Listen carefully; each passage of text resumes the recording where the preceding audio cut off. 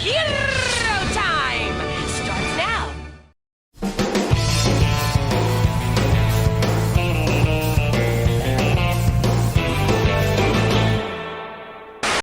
Good evening, ladies and gentlemen, and welcome to tonight's edition of Shades of Soapbox.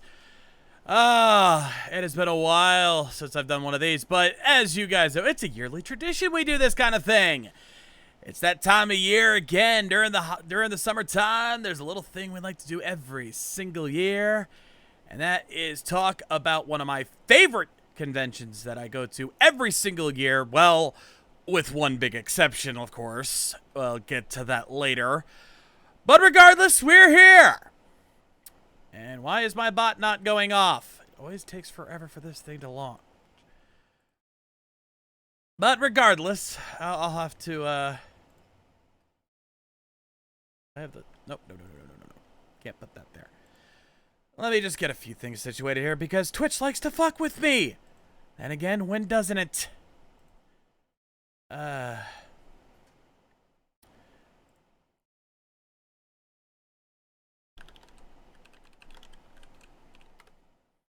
put that out there. Anyway, my name is Shades. We're going to be talking Metrocon 2021. By the way, thank you there, Jaina. But I won't be alone here. In fact, let me see if I could call in somebody to discuss this. Give me just a second.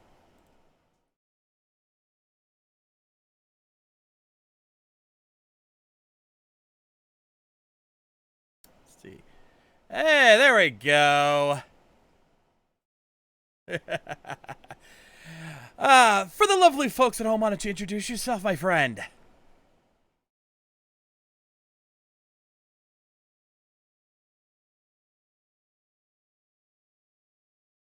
Yes. As some of you guys know, me and TJ have been palling around at Metrocon since what, like 2011 was the first time we started really hanging out.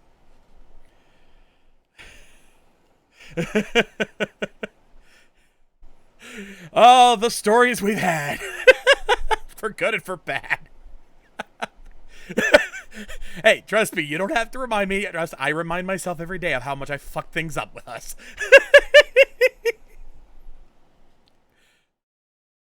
Oh, trust me, I do. But yes, I wanted to bring TJ in mainly because there are certain aspects of Metrocon that I didn't get to experience as much, but he does on every time. Oh, they can't hear you for some reason. What? Why can they not hear you? Oh, for some reason they're saying they can. Oh, you know what? I probably have the wrong thing set. Let's try that. All right, give me a quick chat. Check, 1, 2. Who can hear this? They can hear you. They can hear you. I had my audio set wrong because I'm an idiot. So what we were saying about fuck ups? Yeah, pretty much. Case in point. Case in fucking. Hey, it's our old saying: RVT Entertainment, never without a botch. Some things never change.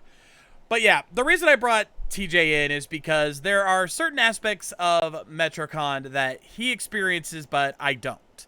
So I think having both of our perspectives on this would probably be a really smart thing to do, so that we can get a really good idea of how this year's con was, especially given the circumstances of this con even existing in the first place. Also, okay, we need to reintroduce TJ here because Maestro in the chat does not know who you are.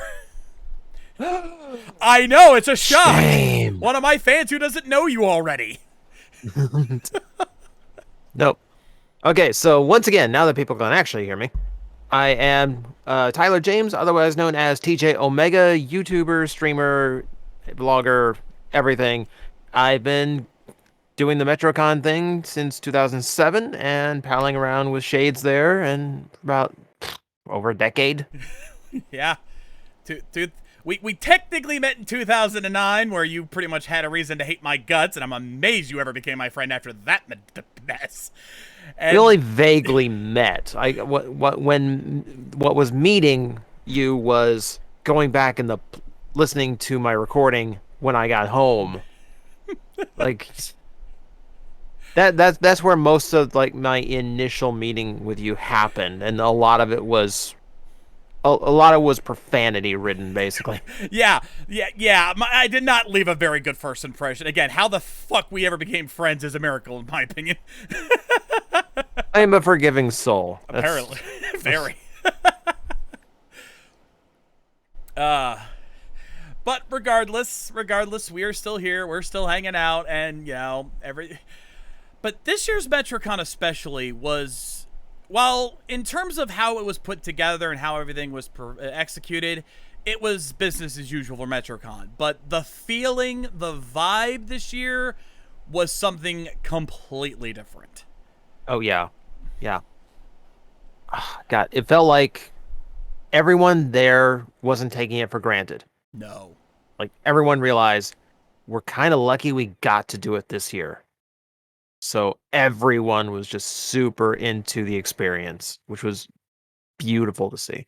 Yeah, we'll be going in a little bit more into some details later, but Alex, the owner of Metrocon, Alex Craddock, in closing ceremonies this year, said that the secondary theme, the underlying theme of this year's convention was find the love. And I don't think I could have ever agreed with that man more than that very statement. Because that was indeed the feeling. There was a love in the air, romantically, platonically, just a friendship, just a camaraderie that, while has always kind of been there, was amplified this year. It was crazy to feel it. Well, its absence makes the heart grow fonder. Yeah, because it was when we first heard the news that last year that Metrocon was going to have to cancel because of COVID, you could just feel the heartbreak in the air from all of the people, the community, cast, staff, fans alike. It was just heart-wrenching because that was their one escape from this madness, and now it's not going to be there. So I think everyone was waiting on bated breath this year to say, will they actually go through with it? And, well, thankfully, with the vaccine rolling out and a lot of the community very much in favor of being either vaccinated or masked, it was a lot easier for everyone to just come together and say, hey, let's just have some fun, forget about the madness of this world, and just be free for a few days.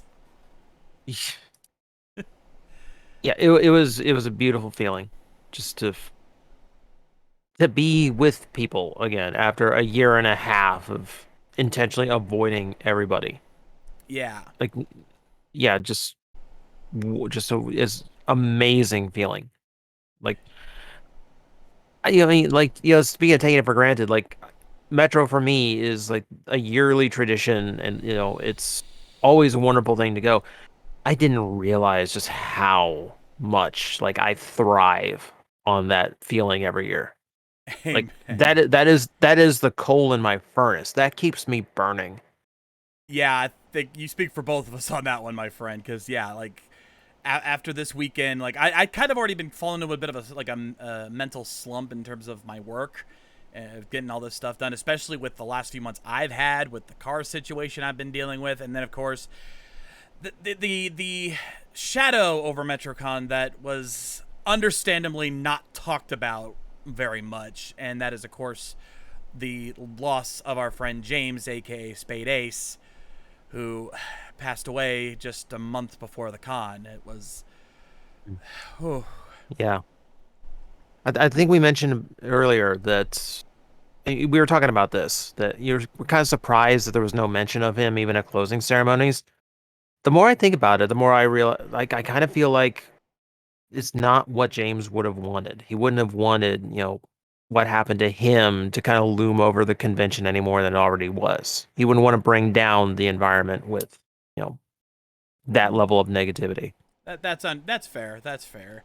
I mean, I don't think they should have gone off and made a big tribute. I think at the very minimum, I would have probably said something right before they played a certain AMV, because I'll tell you right now, and I'll talk about this more because I will be talking about closing ceremonies later.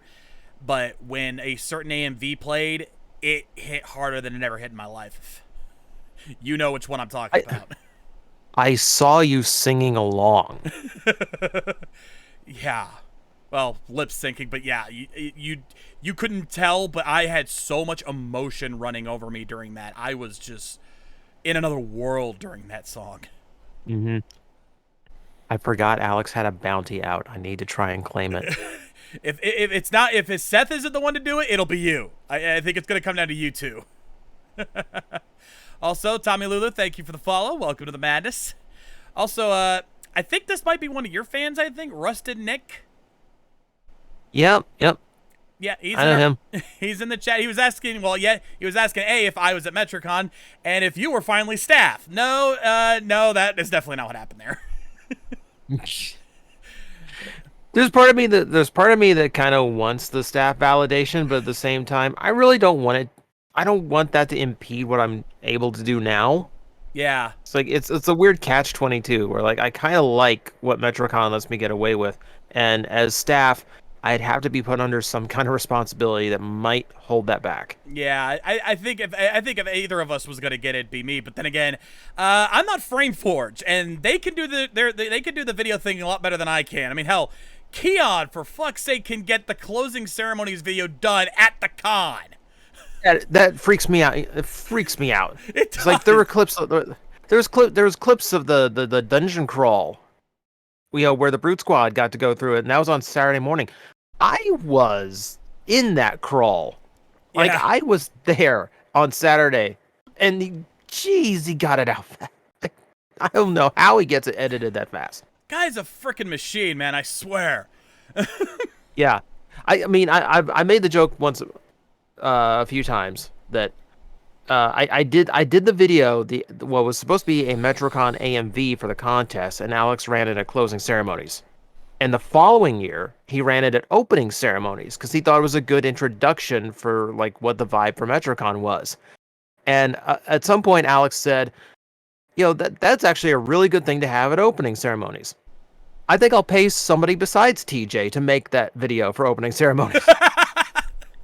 And to be fair, he hired somebody who can just constantly do it better every year, so I can't blame him. No. Like, well, he picked the right person. Yes. It's like, yes, he did. Yes, I could do it, but Keon is just awesome. Like, yeah, he's got us both beat by a country fucking mile. For those who don't know, shout out to the crew over at FrameForge. That is Keon's crew. They do have their own Twitch and YouTube channels. I do highly suggest, especially if you're into video editing, if you're into video production, go look them up. Their tutorials and their looks at different equipment definitely is going to be something you'd be interested in. Plus, their gaming streams are pretty fun. Keon's a trip. Yeah, we're also going to point out here, just to throw out Keon even more.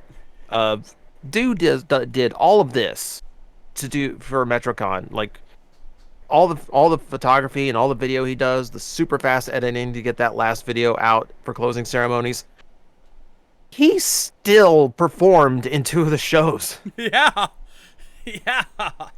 He performed in both Masquerade and he's still co-director of Metro Night Live, for fuck's sake. Yeah. Yeah. I think part of the reason he's able to do it is also that he's not doing it entirely by himself. He's got a crew. He's got Seth. He's got Alan. Well, yeah, of course. Guys, yeah. But still. But it's amazingly impressive. Like, I was talking to Caleb, and I was telling him, like, something I love about this con is, like, the commitment they have is just absolutely unmatched from, we have friends who work so many of those shows, fire shows, comedy shows, they have to remember scripts and choreography, fights and fire routines, and they have it all down. Yeah. Like, this is something I've been talking about with a few people, is that the fact that they allow us to do what we do at Metro every year. The fact, me especially, because it's like, I'm basically doing the same thing Keon does. All they'd have to do is say the word, and I'd never be allowed to do videos there again. Like, my videos would be gone. And I would understand completely if they ever did. But they not only do they allow me to do it, they help me with mine. Like, yeah, TJ, I didn't tell you this yet, but Lex has already sent me the chess match clips. Oh, nice. Yeah. Normally it takes about a week or so. No, I didn't even prompt him. Just this afternoon, he's like, oh, here's the chess match stuff. Wait, what? What? And he even helped me set up one particular clip that is going to be overlaid on my video. It was shown on the back screen, but it's going to actually be in my video with an alpha. Nice. So yeah, you look forward to that. Tap him on the shoulder for those. Oh yeah. Yeah, and for anyone asking, yes, Metrocon Live is happening this year. I've got at least a few videos, though I am going to be one show short because there was one performance I could not get footage for because my camera decided to be a dick. So I hope you weren't planning to I hope you weren't looking forward to my video of Kaiju Big Battle because it ain't happening. And I am not happy about that fact. Mm-hmm. So, yeah. But regardless, everything else is still on task. I've at least gotten one night of everything else. Thankfully, the curse was not on Masquerade this year. Thankfully not, no. No. That curse has long since died, finally. Thank God. Yeah. But speaking of video clips, actually, as we get into this, I actually do want to show... I actually have some little previews of some of the stuff, and as well as some other footage that I recorded this weekend. So I'm actually going to be able to give you guys a little taste of what we've got in store for this year. Because I figured, give you, some of the stuff I don't usually get to show. Like, I record opening and closing ceremonies more often than not, but I never ever use the footage for anything. Like, ever. So I'm like, why not just do something here now that I actually know how to edit quickly enough? So what we can do is we can go down the line, and then we'll stop every once in a while in terms of showing clips to kind of talk about other aspects of the con. But let's start at the beginning. Opening ceremony. So for those who've never been to Metrocon and want an idea of how this con goes, right from the get-go, you can feel the fun as you see Alex coming out the gate, and while I don't have any audio playing, he's coming out to AC/DC TNT. So you see him coming out, and he starts rocking to the song. Because this band is a trip. It is crazy to see how this guy is. He's a hard worker. He's very, just go, runs around with a chicken with his head cut off. But when he ever does get a chance to cool down, he's very chill and very fun. Yeah, he is always an awesome guy. Every year, I thank him for as I refer to it, letting me play in his playground. Yeah, that's exactly what it is. But yeah, you see him on stage. He's talking about what's going on at the con this year. He lets us know all the events that are coming up, and of course, you'll see later on. We'll have a quick look at some of the guests we had this year, but he has this kind of just fun vibe to him, even up on stage. He's just that cool hipster dude you want to hang with, especially with that fucking hair. The hair this year. Though there is a reason for that. There is a reason that we'll get to later. I mean, we all grew our hair out a little bit during lockdown, Hey, I got mine cut before the con. I knew better. Thank God I did. I was sweating bullets this weekend, for fuck's sake. Good Lord. I don't know how much water weight I lost in those 4 days. I don't want to think about it. Neither do I. But yeah, and of course, on top of the VA guests we'll see here, there's also a lot of cosplay guests that came out. I didn't want to show all those off because there was way too many to count. Caleb was not at opening ceremonies, unfortunately. He was a day late, or he's a little late getting in. But don't worry, he did make it on time, and everything went off with him without a hitch, and we will be showing that later. But we also have Aaron Hurst, who's been a regular cosplay guest. I haven't had a chance to interact with her, but from what little I've seen, that woman is a trip. Oh, she seems it. Yeah, you just. I love how every time she's at opening ceremonies, it's a PG-13 event, but she makes it very well known. She does prefer non-PG-13. Yeah. Yeah, if you go to the 3000 Brigade, definitely make sure you are over 18 years of age. Just giving that a warning right now. If you look up the 3000 Brigade, make sure you're over age, because, yeah. Yeah, Coops, that sounds like, yeah, your kind of gal. She's definitely your kind of gal. Oh. And there was a lot of new guests. I've heard the Chalk Twins were there, but I didn't see them anywhere. They were in Artist Alley. They didn't even get announced or anything. Like, they were on the website, they got an announcement, and yet didn't even show up for any of the opening ceremonies or closing ceremonies. Like, what the hell? They were there. I saw them drawing. I missed it. Then again, I wasn't really in the dealer's room too often. I didn't have time. I spent like 90% of my con in main events. I spent way too much time in the dealer room. I missed being in there so much. That's why I was bringing you on, because we're gonna need to talk about that later, and you know that place more than I do. Yeah. Like in my head, I think I can still know the routes to find everything. I took a lot of laps of that room, dude. I'm not surprised. I am not surprised at all. Hell, I saw some of the haul you had this year. We'll go, if you want to bring that up later, we'll go over that. But yeah, you showed me some of your haul, dude. That was freaking crazy. I didn't walk away empty-handed. My wife got us some like little pins and stuff because we couldn't afford much. But hey, I got some JoJo pins, so I'm happy. Nice. Yeah. And of course, we got some Metro merch. We got the Metro masks. I got a bag to carry my snacks in this year. And stuff like that. I always forget to make it to the merch booth. It always upsets me. Oh yeah. Oh yeah, and they actually had LGBT gear pins at the merch booth this year. Like, they're really supportive of Oh, that. nice. Oh yeah. All right, so I think if I've timed everything correctly, I think in about You see, I can see me pivoting my camera in your footage. Well, you've always positioned yourself away. There's no way I can keep you out of the shot, but you never interfered in any way. Yeah. I had a few incidents today over the weekend where I was like, "Can you put your camera down a little bit? We got the official cam right behind you." Like, yeah, just let me know how far down you need it. Yeah, it never bothered me much. I'm used to it, and it didn't really block anything, so it didn't bother me. But yeah, I can see why they'd have a problem. Anyway, let's talk a little bit about the guests this year. Starting things off, we had Justin Brenner, aka Deku, Izuku Midoriya, or Ginro from Dr. Stone. I didn't get a chance to meet many of the guests this year, unfortunately. Again, there's a reason for that I'll get into at the end of this segment. But yeah, just from what little I could tell, Justin seemed like a really, really cool dude. And then we have David Matranga. Him, I did get a chance to talk to, because him and the next VA on the list, I actually ran into them poolside on Thursday. And got the chance, me and Lady K and my daughter Jaina, we got the chance to talk with them for like a good 45 minutes, I'd say.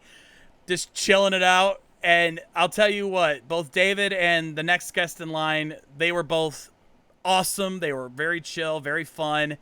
You know, I think the fact that we were all kind of media people kind of helped them chill out with us. Like, we didn't come off as like uber geeky fanboys. So they were willing to talk with us more. We were able to talk shop a little bit. But yeah, David, always a very cool dude. Of course, David, is Todoroki. You know, it was a Hiroaka year, so you expect a lot of that. Yeah. He's also he's also on Sorcerer Hunter Orphan, which season 2 has been announced, and it's almost certain that he'll be back to play that role. So that'll be interesting to see them back in action. But yeah, if you're a fan of Todoroki, I'll tell you what, David is not as serious as Todoroki. Then we have Emily. I should hope not. And Emily Neves, aka Eri. Again, sweetheart, absolute sweetheart. No, sorry, YGM. Clifford was not there this year. Clifford was not on the list. And surprisingly, well, no, actually not surprisingly, but sadly, neither was Scott McNeil, one of our regular guests. But given that Canada's still dealing with COVID restrictions in terms of flight, I can see why they couldn't bring him out this year. Yeah. Though I'm sure they're already trying to get him back for next year. I haven't heard anything yet, but would not be surprised if they're already working to get him back next year. If he shows up next year, I'm just gonna die. I'm gonna die. Well, I'm sure we'll get into that at some point. I'm sure. But yeah, Emily Neves, very sweetheart. Absolutely, definitely awesome to meet her in person. Sadly, those are the only two I actually got a chance to really interact with because, like I said, they were there. The setup this year for guests was different. I mean, and not just for us though. Me and TJ had a very different situation with us, but like they didn't have set autograph times. I mean, not technically. They had whenever they weren't in panels, they could come and go to their autograph booth as they wished. So they'd be out there for a good amount of time just sitting there. But they usually had a line. They had people waiting pretty much every time I was there. Oh, yeah. Selling their merch, selling Funko Pops. Oh, yeah. But recent events over the last several years has caused them to be a lot more restrictive on what they can offer. I mean, you can get a selfie with them. You can get autographs. You can get they'll have pictures to sell. But one of the more stricter policies, no audio recordings.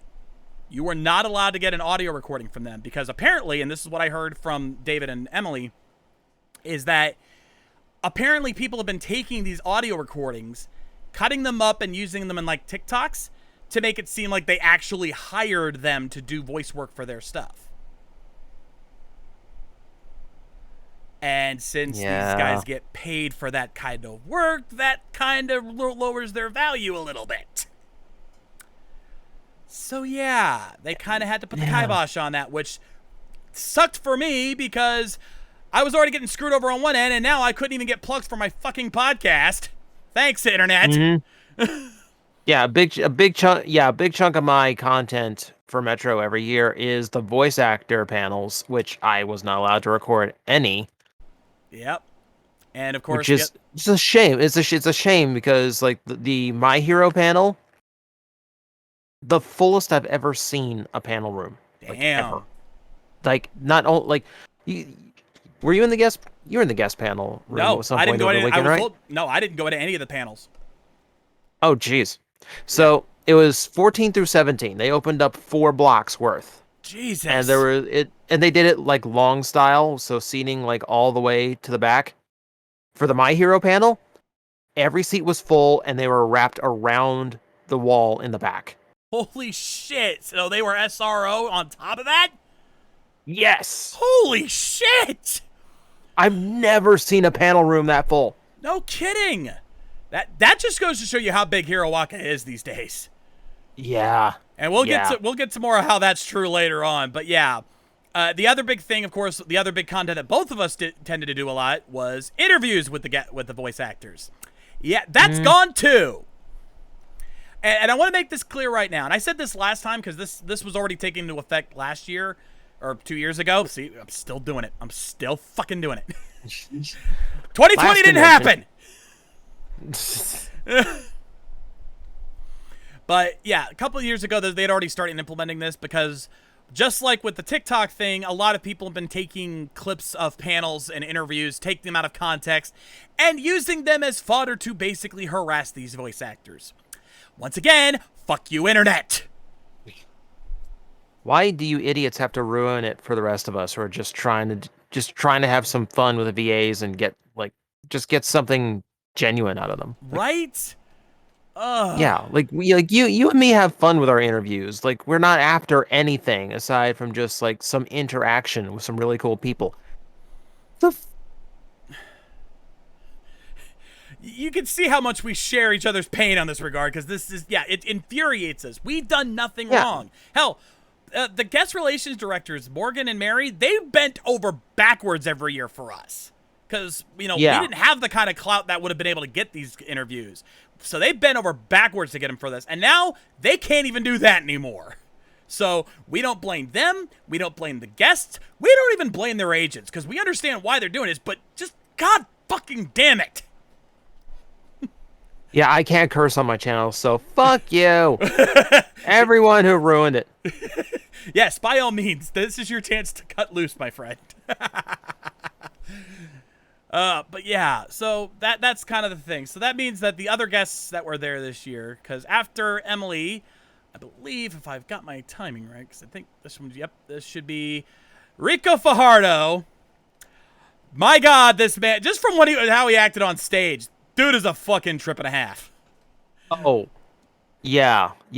Since we didn't get any, like, we couldn't record the panels and we couldn't interview the guests, this is the only one I really got to interact with because I got dragged into something he wanted to do. Yeah, he was telling me about this. Yeah. So every year, Metrocon sets up a dungeon crawl, which is just like is basically a LARP. You know, they give you the basic rules. You give you like a pre-made character to play, how to use all your attacks and spells, and how to actually like play the game. And they just send you through the dungeon that they set up, which it's a really cool experience. Rico wanted to do it, so he was in on the Saturday morning one. They set aside just for the staff. And Morgan, who we love, absolutely, yes, but she also has a timeshare on our souls. Says, you're gonna be there. Okay, sure. It's not like I don't have like a jam-packed schedule every year or anything. You know this, but I can't say no to you. So we head down there, and I get to the list, and it's like, you're a non-combatant. You're there to film because we need you to film Rico's run. Awesome. Oh, they're gonna make you. So I did get. Sorry. Yeah. So I did get to hang out with Rico a little bit, and he is awesome. Like, I was happy that, like, not only was he just like super into this, he was talking with everyone there, just like going over roles, and he knows his stuff. Like he knew the D&D terminology of it. Well, he does his own Twitch streams, and he's done some stuff like that, so that doesn't really surprise me all that much. Yeah. The phrase I kept hearing all weekend about it was big kid. And yes. Like, yeah, he was having a blast. Yeah, he just comes off like that kind of guy. Like, even on stage at opening ceremonies, he was channeling Kotaro Tatsumi from Zombieland Saga. For anyone who's seen that show. He spent his time at the LARP poisoned and falling off a bridge, but hey, he had fun. He had fun. That's all that matters. So yeah. Also, GBakes93, thank you for the follow. Welcome to the madness. Again, I assume that's one of your fans because he's asking about you. Yep. He's asking the $1 million question. When's the haul video? It's already been recorded, so probably tomorrow. Yeah, I'm not surprised knowing you usually record that as soon as you get home, even though you're like completely dead. I have to record that while my brain still functions. How is it still functioning? I don't know, dude. You saw my post. I describe it as like this little yellow gear that constantly spins in my heart. And Metrocon, like whatever it is, like I can, like when I come, like I can work my 6 hours at the toy shop, come home, and just being on my feet all day there, I can easily just like crash out for an hour in my computer chair without realizing it. Like, okay, I work now. I'm tired. I get tired. I'm at Metro, and like, it's a jam-packed schedule. I'm running around the whole convention, and even if I've got free time, I'm running around getting cosplays. I'm on my feet, running full speed the whole time. I'm fine. Like, even as I'm here right now, I tell you, my legs and my shoulders are a little bit sore, and I'm a little dehydrated. But beyond that, I feel great. That's Metro energy, and I wish I could tap that constantly. Amen to that. Yeah, physically, like you saw me throughout the weekend. Like physically, I was suffering, but the way I look at it is you were waddling at one point. 1 point? 1 point? Try half the weekend. I think by Saturday I was already waddling like a damn penguin, but. I equate it to this. It's like, for us at Metro, it's like by the end of each day, we go back to our hotels and we're like, physically our body's like, no more, like we're dead, we're done, we can't ever walk again. Ready for tomorrow? Oh, fuck yeah, we are. That is our mentality at Metro in a nutshell. Because, yeah, the energy you feel at that place, especially when the shows go off great and everything's so much fun and you just see everybody having a great time, the positive energy in that place is just infinite that weekend. And the guests feel it, the staff feel it, the cast feels it. It's just all over. Anyway, let's continue on here because we still got a couple of other people. Also, HJ Fives, thank you for the follow. So yeah, Rico definitely, like you can see right here, even without hearing the audio, you just see him and he's just bouncing around full of energy. Guy's a trip. Hey, follow one. Yeah, we're talking Metrocon, the con we go to every year. The one that, yeah, you can see right here, Rico's, just looking at him physically, you can see how much energy he's got in him. Like, it's not Scott McNeil levels of energy, but it comes damn close. But yeah, it was fun seeing these guys. Now, like right here, you can see as he walks away. Yeehaw!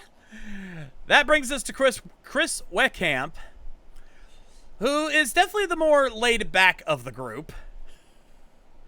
You could just tell. It doesn't surprise me. He plays Shota Aizawa from Hiroaka, for crying out loud. I think you could kind of get an idea of what kind of VA he is just from that. Yeah. But he is, from what I can tell, he seemed like a pretty decent dude. We heard a few things from some people.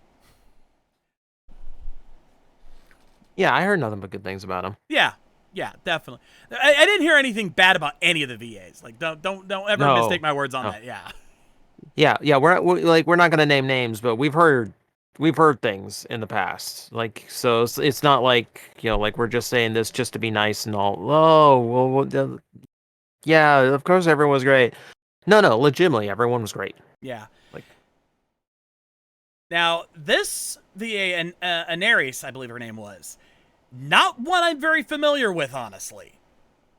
I don't think I've seen much of her stuff. She's a very low, I would say in terms of acting roles, low tier. Not in terms of quality. I haven't heard her stuff to judge her fairly. So, but in terms of, like, she doesn't have any big roles to her name yet.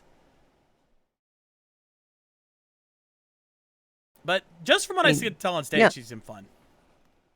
I mean, Metro does that once in a while, and you roll it. They usually have a pretty good way of like picking a VA who's still young in their career, and is just about to knock it out of the park. Yeah, I know she played the bunny hero in Hiroaka, one of the pro heroes, I think. I can't remember their name. Actually, you know what? Give me a minute. What am I fucking doing? I could just look it up. They've got her on the Metrocon website, for frying out loud. Let's see, celebrity guests on the Metrocon website. I don't know, what a genius-eyed concept there, Shades. Yeah. Anaris Quinones. Mirko in Hiroaka. She's also Rika Kawai in Wonder Egg Priority. Probably the one role that some of you might know her for is recently is Echidna in ReZero. That one's probably something people have noticed. I think that's the role that kind of caught people's attention with her. But yeah. Also, hi, Maddie. Still. Hey, Maddie. Yeah, and then last up, we had to bring up the Metrocon mascots because they are a big part of Metrocon every year. For those of you who are new to the Metrocon formula, every year Metrocon has a versus theme. There's usually two opposing sides in the theme. This year it was mortals versus machines. And with the theme, they pick 4 cosplayers. They basically go through this whole audition process to bring in 4 cosplayers as their official theme mascots. And every year at opening ceremonies, the mascots will come out and they will do a little skit where they, for one reason or another, have to square off with each other.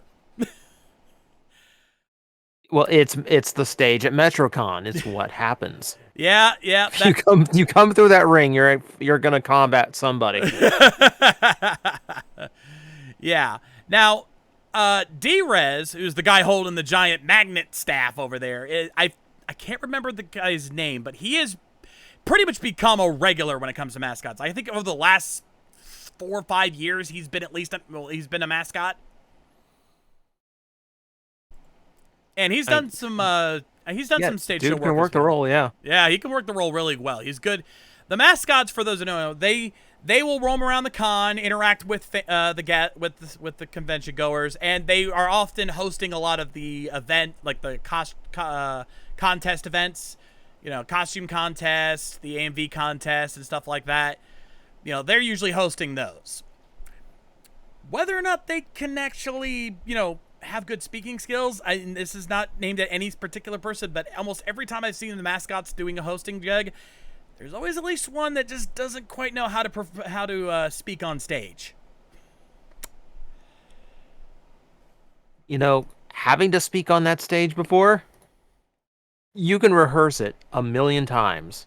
And when you get up there with the lights and the crowd in front of you, it is completely different. That's why I'm trying not to be too cruel about it, because I can understand. You kind of have to have experience before you can really pull it off. Some of them have gained enough, or some of them have enough natural charisma that they can make it work. Some, if this is their first time doing this kind of thing, they are not prepared. Yeah, when there's no way you can prepare. Though, you just have to do it. Yeah, though the other aspect of this particular mascots is they decided to introduce themselves in this con in an interesting way. And yes, I do have the footage about to come up here, because after they have the fight scene, the main manager of the mascots comes out, tries to quell the fight, and then trying to stall until it comes up, because I did get footage of this. Cause it's gonna be a little bit. There's a setup here. They perform a musical number. Yeah, they go full Disney. They do. And especially since I had to hear it through like the direct audio feed instead of just hearing it on the speakers. Yeah. Some of them, singing is not their forte. Singing is not their forte. Were they actually singing live? I thought it was like pre-recorded. That was pre-recorded, which only amplifies my point. Okay. Because I could hear the audio directly, because for those who didn't know, I was sitting at the tech booth, like literally right in front of the AV booth where they basically run the show.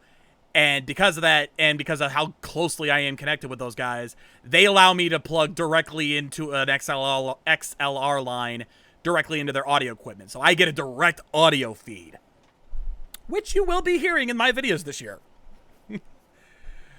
But that means I also had my headphones on listening to that footage, and I could hear clearly that it was like they were recording in different locations. Some of them were pretty well set up and sounded decent. Some of them you could tell they were recording in their bedroom with no padding. You work with what you got. Yeah, I can't fault them. Not everyone's going to have the kind of equipment we do. Yeah. No one's gonna have that like little foam booth full of foam that you get into. Yeah, or have the high quality XLR mics like I've got right now. You just don't. But they worked with what they had, and it's meant to be cheesy. Let's be fair. They know it was cheesy. Oh, of course. They broke out into a song in the middle of a fight scene. Yeah. If you don't know that's cheesy, quite frankly, you need to get your head checked. Yeah. You're either a Disney movie, a Broadway play, or a Metrocon opening.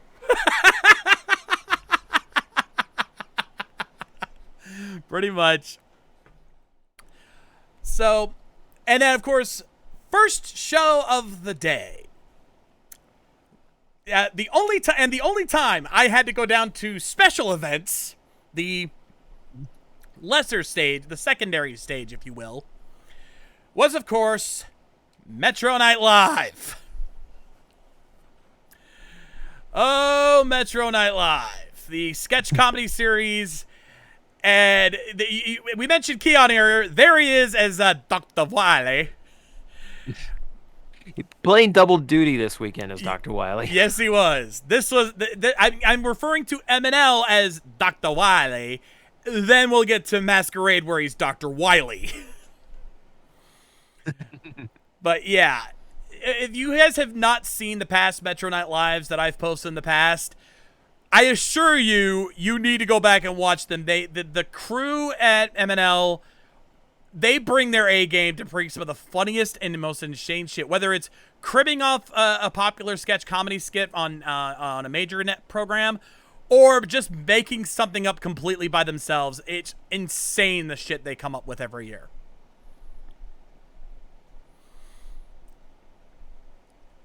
But see, I'm happy. Like the first time I saw MNL, it was a lot of SNL parody sketches. It's the same sketches, but with the anime twist.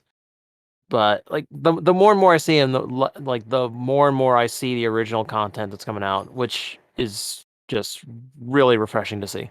Yeah, I think what it was is they just needed a couple of years to kind of get into the vibe, trying to get the gears turning. Mm-hmm.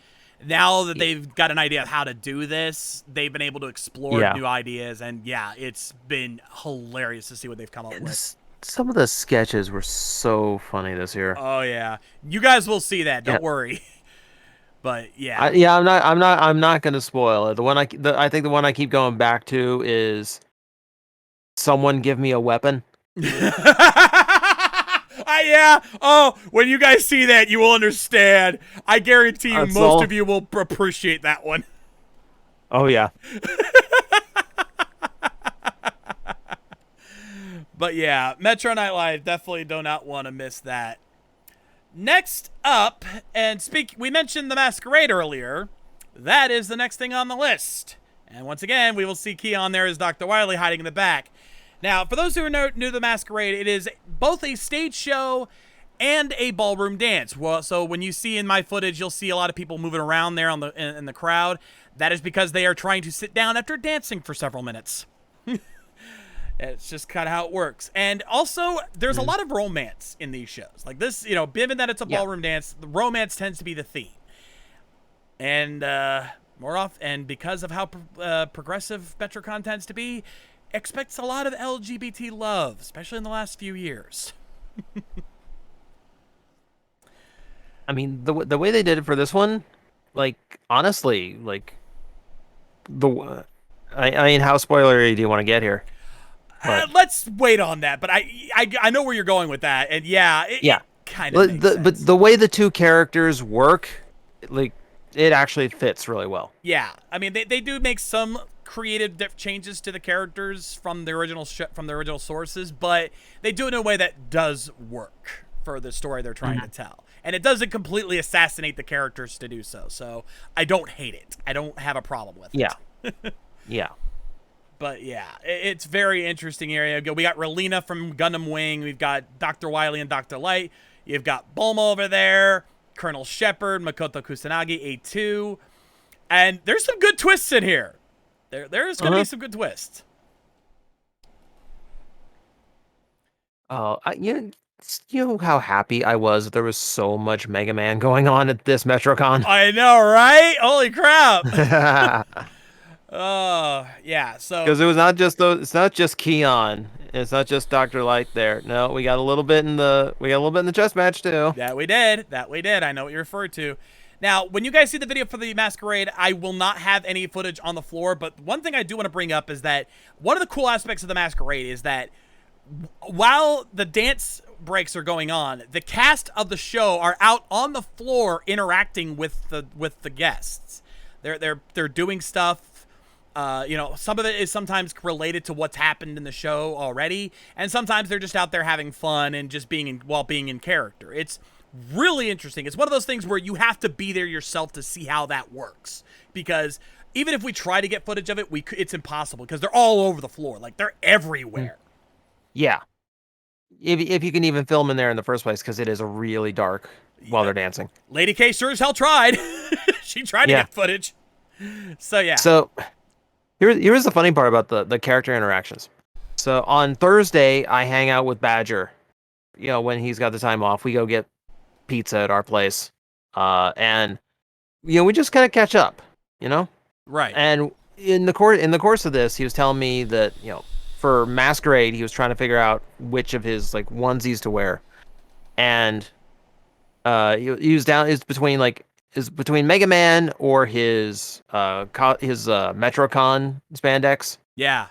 And I was saying, like, dude, it's the storyline is wily and light, and you're not going to use your Mega Man cosplay. He's like, but yeah, but there's a Buster, and the helmet might get in the way. But yeah, but it's the theme of the event. I'll watch your Buster for you while you go get photos if that's what you need. He ends up picking Mega Man, and I was watching him on the floor, like during some of those segments where like Keon would come up to him as Wily, and Ben was just start blasting him as Mega Man. For those who don't know, Ben Badger is the official photographer at Metrocon. If you ever see any official photos from Metrocon on the Facebook page, that's probably Ben's work. Mm-hmm. Dude is a.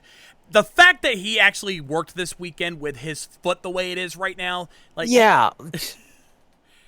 Did he show you? Aaron had to give him this. Me and Aaron had to give him the stink eye because he bummed his toe again. Yeah, no, I'm surprised. Did you see the swell? How bad it was swelling? Yes. I was checking in on him all weekend to make sure he was doing okay because I saw him walking around without a boot. Yeah, which I know he's not supposed to do. There was apparently he had a nurse checking on him throughout the weekend because I told him at one point, I looked at him one time, it looked really bad. I'm like, dude, you need to go see go to a freaking hospital for that shit. My God, it looked bad. But this guy, he didn't. Unless you actually saw the injury, you would not even know he was injured. Dude is a fucking boss. Yeah. Just did not phase him at all. That's how much of a badass he is. So yeah, big props to him for it. But God, dude, Ben, if you're watching this, you better be going to a doctor soon. If you don't, Lady K will get on your ass. Stay off that damn foot. Yes. I guarantee you, Lady K would double that in that sentiment. But yeah. So hopefully you guys will enjoy the Masquerade when that video finally comes out. But let's talk a little bit about some of the other aspects before we move on to the other shows, because we got a lot else to talk about here. Of course, panels are always a big thing. Getting a chance to talk with talk with your favorite VAs, or just have fun with fellow fans about different topics. Good Lord, the number of panels they have for fan stuff.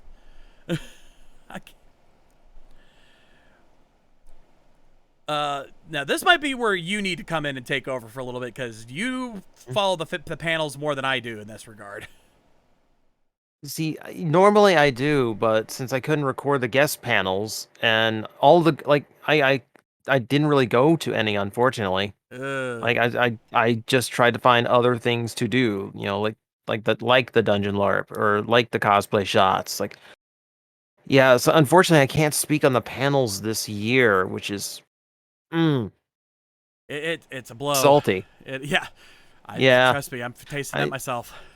Yeah, the only panels I got to were Caleb's. Makes sense. Which, of course, those are always a blast.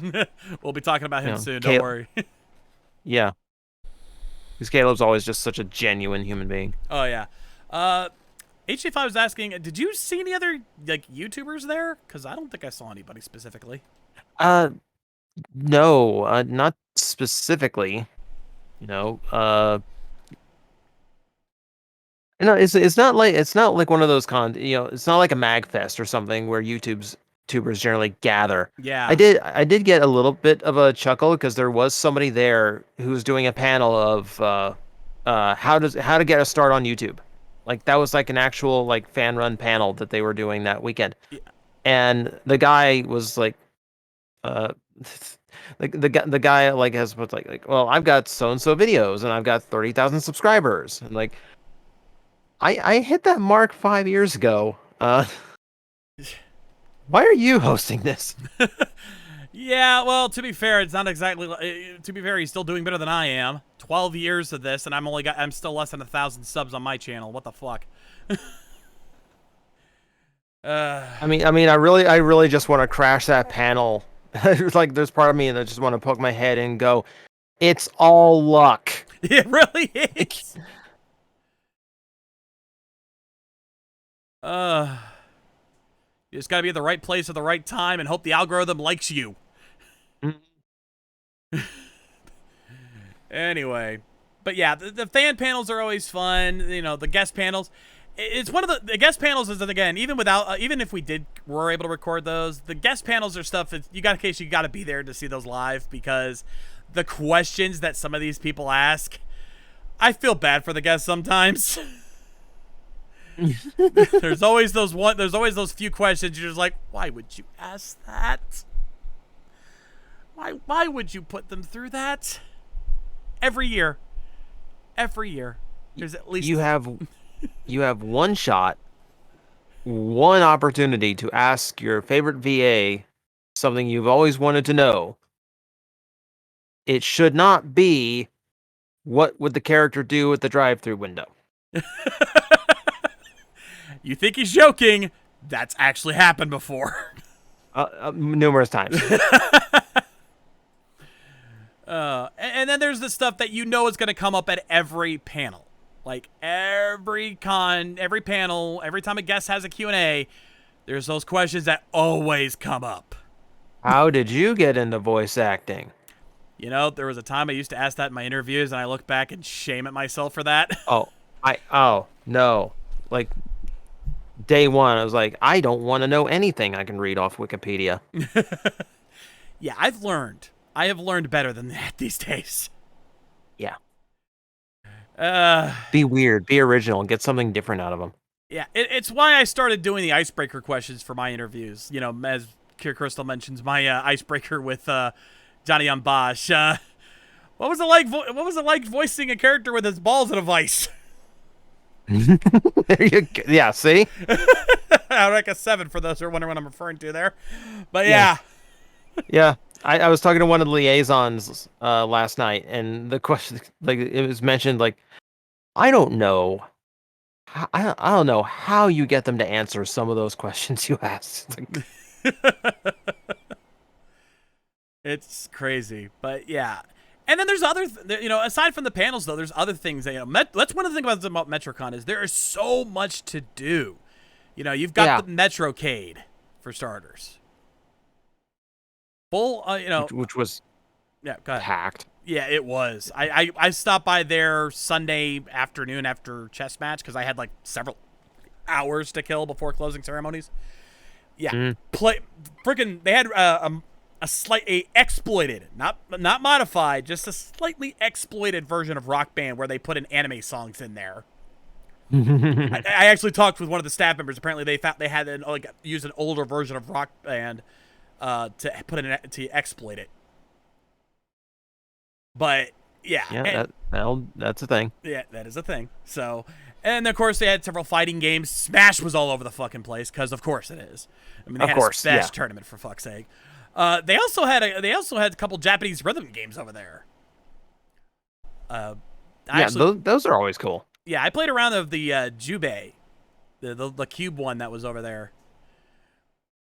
Because I played that. I can never make it into the Metrocade. I can understand why, but yeah, I like I said, I had some brief window to actually play something there, and then of course the other thing I didn't get to try was they had an ARG fighting thing going on. It was ARG dodgeball. Yeah.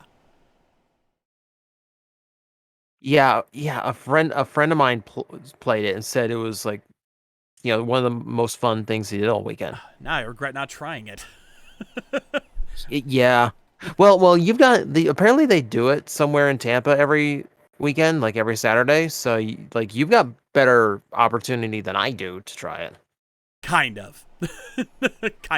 You're geographically closer. I'm closer. I'll grant you that, but not exactly like I really have much time, money, or energy to go driving all the way down to Tampa. But I get where you're coming from. Like I'm not gonna drive 2.5 hours to put in a game of virtual dodgeball and come home. No. And no Initial D, no Gundam pods or anything. It wasn't that big of an arcade. Like it was a small room, honestly. Like I'd say it was a slightly smaller room, Maddie, than what we dealt with at GDQ.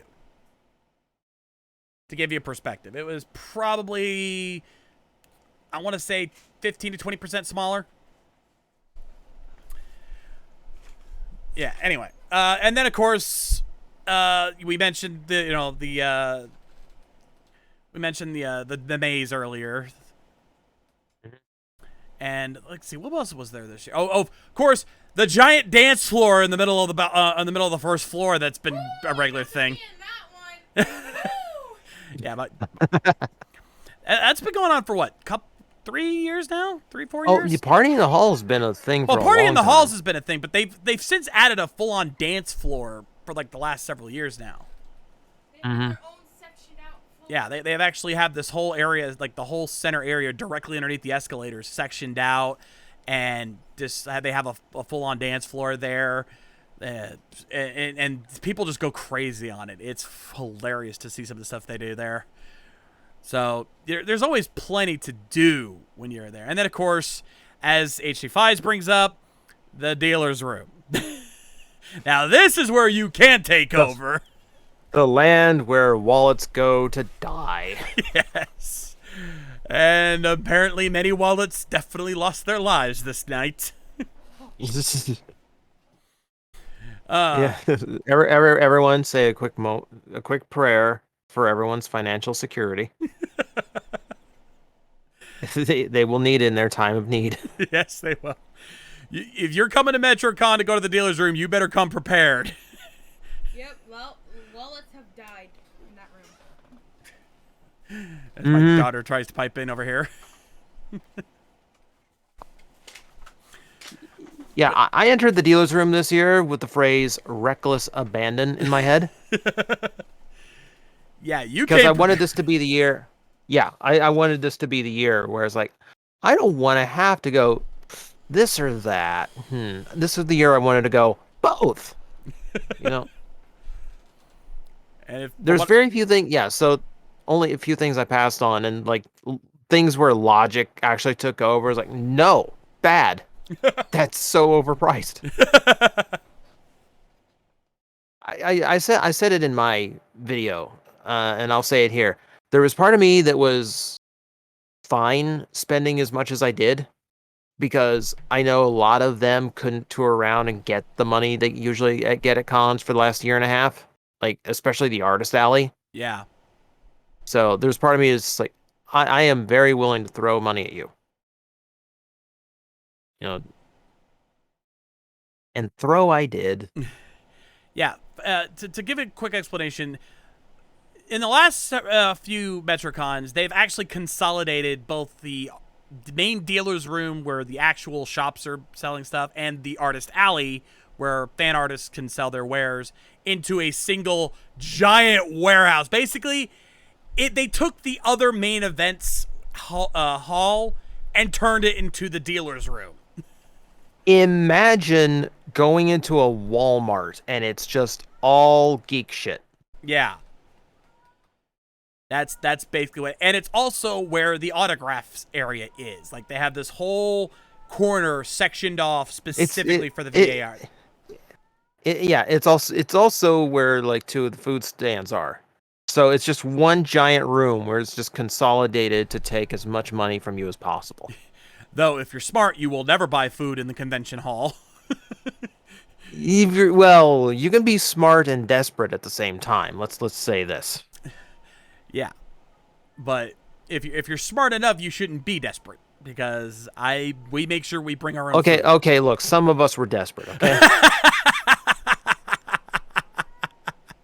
So yeah, but yeah, that particular room is designed to basically drain your wallet dry. Mm-hmm. Yeah, it's huge. Like I don't think any of us could capture on video how big this hall is. I think I've tried before, and I could not do it justice. I've tried. It's exhausting. You go through so much footage. Yeah, it would literally take like if you were literally trying to sit there and actually legitimately capture every stall going back and forth, there'd probably be at least an hour and a half of footage. Mm-hmm. That's how big this room is. And that's just the stalls you could show, because a lot of them, especially in the Artist Alley, you shouldn't. Yeah. just out of respect for the artists, record their stuff. Exactly. And one of them being an actual special guest artist, No Flutter, who's a local artist here in Florida. So definitely would not want to diss her work like that. But regardless, still, the thing is, they've kind of been mix and matching. Like, it used to be like very separate. Artist Alley was over on one side, dealers' rooms on the other. They still kind of do that, but not as much. They kind of do that, but I think there's some that either they have enough money with what they do that they bleed into the actual dealer section. Yeah. But it's still handmade stuff. It's still like homemade things. And I admit, like, seriously good quality. I showed you some of the things I got in that regard. And I've walked down the Artist Alley a few times, even this weekend, and just some of the art that you will see on display is mind-blowing. Like, holy shit. Yeah, like I probably walked the Artist Alley this weekend more than I've ever done in Metrocon Pass, just looking for things. I wish I had places to like display like the pinups and the mini posters they did, because there's so much just really nice art to be had. Yeah. But once you get done with that, it's back to the events. And what do you say we heat things up a little bit here? Because you know what time it is. All right. Let's hear it. The Metrocon Fire Show. This year's theme, of course, Cyberpunk 2077. And remember what we said about Alex and that hair? Yeah, there was a reason for that. So, if you've seen fire shows in the past, you might notice like a slightly different thing going on this time. Yeah, you might notice it's not in the usual location, aka the Riverwalk outside. No, we're in main events this year. I'm in your shot again. It's unavoidable. But no. No, yeah, it was awesome. Indoors this year, so controlled lighting, controlled wind. Oh my god, like that made me feel so much better. They didn't have to deal with the wind. Yeah. And apparently they could have done this for a while now. The fire marshals had said they could have done this years ago. It must have been TCC that was putting the kibosh on it for so long. Yeah. Which, it's honestly like, and their argument was like, it is safer to do indoors, aside from like the wind issue being the main thing. But it's the main events room. They're surrounded by concrete. Yeah. Like there's nothing that's going to happen in there that wouldn't happen in the Riverwalk. In fact, there's even less that could happen here if they, as long as they did it like what they did and put a very big amount of space between even just like the ropes to where the crowd actually was allowed to sit. Yeah, and you know what else? You know what else isn't here? Bicyclists going by. Yeah, like you guys don't often. It's a thing every year. Yeah, you guys don't see this very often, but when the fire show was happening on the Riverwalk, people from outside the con would just ride on by on cycles and segways and everything like that, and you had to make they had to make room for those people to cross on the staircase and shit. Yeah, the Riverwalk is a popular exercise route. So there's always people jogging through or biking through. And yeah, like when you're trying to set up a giant fire-breathing dragon with just normal people walking by and trying not to set them on fire, it's a little tricky. Yeah, a little nerve-wracking too. And then of course, Mother Nature can be a bitch in other ways, like Florida rain. Causing the show to either get canceled outright or get moved into the into the roofed area there, where the floor does not soak up the oil very well. No. I remember a couple years ago that happened, and there were some slips. There was a reason I didn't use Day 2 Fire Show for one particular year. So, yeah, moving indoors was the best thing that they could have ever done, and it paid off for them. And, of course, yeah, Alex is Johnny Silverhand, a.k.a. Keanu Reeves, because nobody else could look like him like Alex could. Yeah. Yeah. My God, it was spot on. Yeah. I really liked Alex's bit at the end of the fire show, too. Yeah. I don't have that part, John. I'm only showing the beginning of it, obviously. But, yeah, you guys will see that in the final product. But yeah, fire. So Sorry, go ahead. the people who do the fire show are like absolute badasses. And Yeah, aside from the fire breathing and all the tricks and the stunts they do, just the level of just commitment and I'm trying to think of the right word for it, but just let's call it endurance and just fortitude. Just because it's in the you've got the same, you recorded the same night I did, so it's in the footage. yeah. Well, we got both But nights because Lady K got night 2, but still, regardless. okay, Yeah. well we're watching night 1, but you got it. Someone's jacket did catch fire during the show, and one of the other performers behind him had to put it out. And dude who was on fire did not miss a beat. Yeah. These guys are freaking bosses when it comes to this stuff. And a lot of the performers at Fire Show, this is the only show they do. Like, you right now, you see the short girl there with the green hair on the right side. This is the only show she did. Mm-hmm. She didn't do any other show. So, like, that's how much dedication they put into this, because you have to have a supreme level of dedication. And props to anyone who can do multiple shows on top of this. Yeah. Matthew and Myra come to mind. Oh, yeah. Because they did chess match on top of this, and just, I don't know how they do it. Hell, Myra was in like 3 shows. Because she was in Mass too. It's freaking crazy. Yeah, so Fire Show, definitely do not want to miss that. Now, we've talked about him several times already tonight. So let's talk about Caleb Hiles. Let's. Dude, I actually ran into him before Fire Show Night 1. And here's how you know Caleb's a cool guy. Dude recognized me and Jaina immediately. Like, as soon as he saw our faces, like, hey, what's going on, guys? So, and he's one of those that actually looks forward to me recording his stuff. So that makes me feel good. And I'm going to try to see if I can get him to join me for the live viewing of this when we get to that. I got to plan out what day it's going to be, and then I'm going to get in touch with him and see if he's going to be available for that time. I'm crossing my fingers. He did show up last time for a little bit, so let's see if we can get him for a full show this time. But yeah, he is really busy these days. I know that. He has been, and let's just say we might be making things a little busier for him, but I won't specify what just yet because we're still kind of locking some things in. But let's just say we're in talks with something. But I will say, because Caleb was solo this year, he didn't have any backup. He didn't have Jonathan. He didn't have Amelie. He didn't have anybody. Well, technically, he went in a very different direction this year. And I'm going to tell you right now, grab some fucking tissues. Yeah. Yeah. Yeah, you know which song I'm thinking of. Yeah. Caleb is just... So, the album I've heard about a while back, but the lengths he went to for this particular one, and for this particular performance, just incredible what he did. It is insane what he pulled off this year. And again, I'm not giving you guys any preview of that.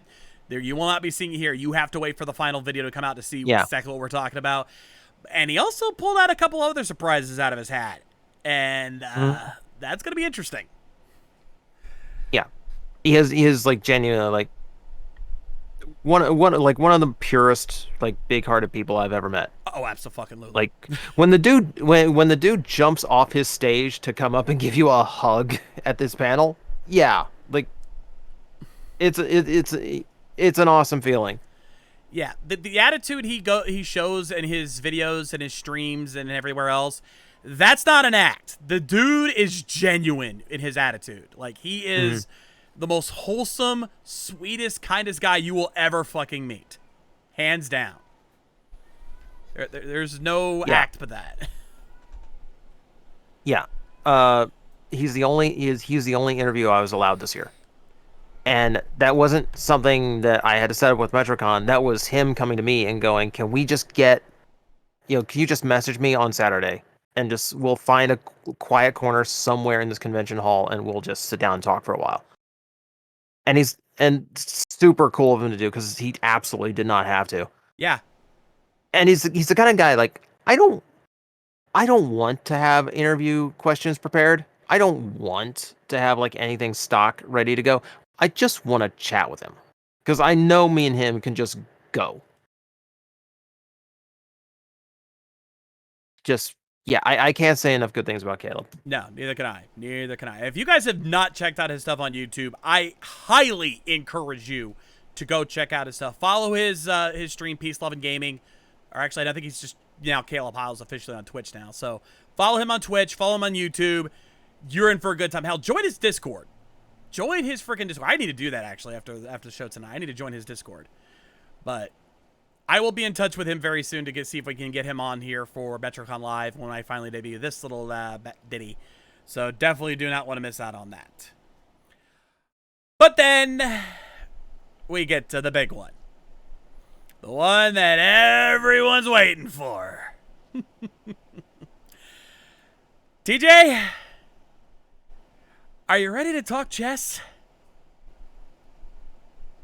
I haven't played in a while, but I'm sure you could refresh me. Yes, folks, let's talk about the chess match. As always, the theme sticks to Mortals versus Machines. They definitely held to that theme this year in a very big way. And I will say straight out, the cast list you saw on the website, that's all you get. There are no secrets to be unveiled at this one. Technically speaking. But the cast list you see, that is the characters you see on the cast list, that is the characters you see in the show, and no surprise Darth Vader coming out of nowhere like back in 20 I will never forget that. It was 2009, I remember. That chess match never happened. That was a dream. No. 2009 was 2010. 2009 was Vader. That's canon. God, those two. Oh God, yeah. Okay, those like that was so weird that my head went no. Yeah, that had to be the dream sequence year. No, that was not. That really happened. That happened in story. Yeah, dream sequence year was seeing Ultraman get rolled up by a Katamari. Yeah, I didn't film that one because I missed that year, but yeah, that actually happened, folks. There's video out there of it. It happened. I have it on video. I'm sure I'm not surprised. You know, I might have to talk to you, see if we can if I could borrow your footage for that and actually make an official video for that. People need to see Stupid Year. People need to see Stupid Year. That's what the staff always call it, Stupid Year. That's literally their nickname for it. I remember. Dude, it was fun year. It was fun year, but they call it Stupid Year because it was just so fucking stupid what they did. That needs to be seen. I was trying to figure out during the chess match, did they have the same performer for Ranma? I don't remember. It's been so fucking long. It's been a long time, but the voice was so spot on to my memory. It kind of struck me familiar. Yeah. Which would be amazing if there's continuity in Metrocon's Ranma or Naruto. Yeah. Why am I saying Ranma? Yeah, Naruto. Jeez. No, actually, no. I don't think it was Naruto. the same Naruto. I don't think it was the same. I don't know if Sarah was even performing back then. I'll have to double check. I will have to double check that. But also, I want to give a big shit props to Brittany, who's playing Adora over here. Like, when she first started out, like one of her earlier performances was Yuna back in 2013, I want to say. And to see where she has come to, where she is now from back then in terms of her acting, her performance, her choreography, she has grown by leaps and bounds since then. Yeah, see, this is where you have it up on me because I don't know nearly as many of the performers, and I really wish I did. Yeah. Like right now, like Culver is knocking out of the park as Android 20. Oh, absolutely. Yeah. And like he is consistently one of my favorite performers every year, and I barely know the guy. He is. Yeah, he's really good. all of the cast this year. Well, it helps. The last couple of chess matches, they kind of they made some big changes because it used to be somebody else who was the main director of the chess match, but they have kind of left, and we will not discuss why. There's a lot of things behind that, but let's just say there's a reason why they're not here. And the current director, Seth Wertz, has taken the chess match in a very different direction. You've noticed that, like, the last chess match from a couple of years ago was a lot shorter than compared to that it used to be. Like, chess match used to go like 2.5 to 3 hours sometimes. Well, I mean, the chess match, there's always used to be two staples of the chess match, which was every character gets a custom introduction, which that took up like half an hour. Right. Just by itself. And there was always the big brawl at the end with every character alive or dead. Yeah. And that kind of got cut and streamlined too. Yeah, that was already starting to happen before the changeover, but there was this sense that like every fight had to take like a good 5 minutes almost sometimes. Mm-hmm. And you will quickly see if you watch back 2019's chess match, that stopped happening. There were fights that literally were like seconds, and there were fights that were only like a minute or two. Like, there were some very short fights. And which was the fight where like as soon as it started, they just got chain gunned off the stage? Yeah, I remember that. That was the entire fight. Yeah, literally, just guy pulls a chainsaw, blasts him off the stage, and done. And we get something like that this year too. We get another one of those fights this year, where it's over almost as soon as it starts. Yeah. Like, that's gonna be a pain for me because I don't even know if I'll be able to put up graphics for that and that's the only fight this one character gets. So I wouldn't be able to put up a graphic for this one character, and it's carrying to that other theme we were talking about earlier with a certain franchise. They get one fight and that's it. I mean, you have the graphic like start to pop up and then just like no, halfway, just like halfway during pop up. No, I'm going back now. Pulling away. You don't need me here. Yeah, it's bad. But at the same time, it also means you're not waiting around for shit to happen. Like, it just goes. It's just nonstop action. Yeah, there's very few points where they get bogged down by the literal chess moves. Yeah. Because I do remember that in past matches where it's like, you just stop for like a good minute and a half and just call chess moves. And sometimes it wouldn't even lead to a fight. It would lead to the dialogue for like someone being in check. Yeah. And then it takes even longer because you got to go through the rules to explain that. Yeah. Which they still kind of do that, but they have streamlined it so much now. Oh well, they took that because it is necessary to explain but this particular chess match's rules. Yeah. For someone being in check, because it's not just move or defend; it's substitute as well. So, yeah. But they work it into the characters because they'll add taunting to it. Exactly. You could be a coward and have someone else defend your square. Yeah. Yeah, before, like, they used to literally have an arbiter of the rules to come out and explain shit half the time, which admittedly was fun, but even they realized that was getting dull and literally killed that character off.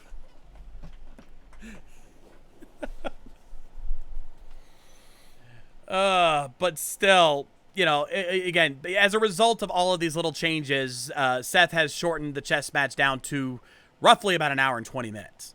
Like, it is a much more streamlined chess match. But yeah, everyone still gets a fair good amount of time to fight. Like, nobody gets really left out here. I think only one character that I can think of doesn't get a fight at all until the big brawl. I can't even remember who that is offhand. I do, but they did get some dialogue early on. They've got a couple of lines of dialogue. It's I don't want to. Well, actually, no. It's in the gap. Violet Evergarden. She doesn't get a fight scene. Oh yeah. But she gets some dialogue, and she's in the final battle, so she doesn't get completely left out.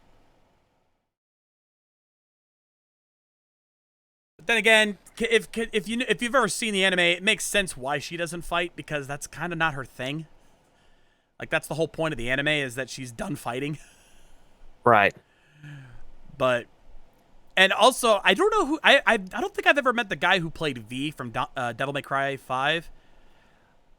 Whoever this guy is, if he's new, they need to get him in more shit. Cause he fucking killed it. You guys will see, he fucking killed it. Yeah. One of my favorites ended up being in this one, Kano. Oh God, yeah, Dylan as Kano, fucking on point. You guys will see that when we get there, and I'll have a few surprises for that particular fight too. Like I said, I've already got the footage from Lex. Lex is the AV guy, and he sent it to me already, so I've got everything I need to start putting this together. I'll have this ready in no time. But you guys look forward to that. Trust me, the chess match is going to be a lot of fun.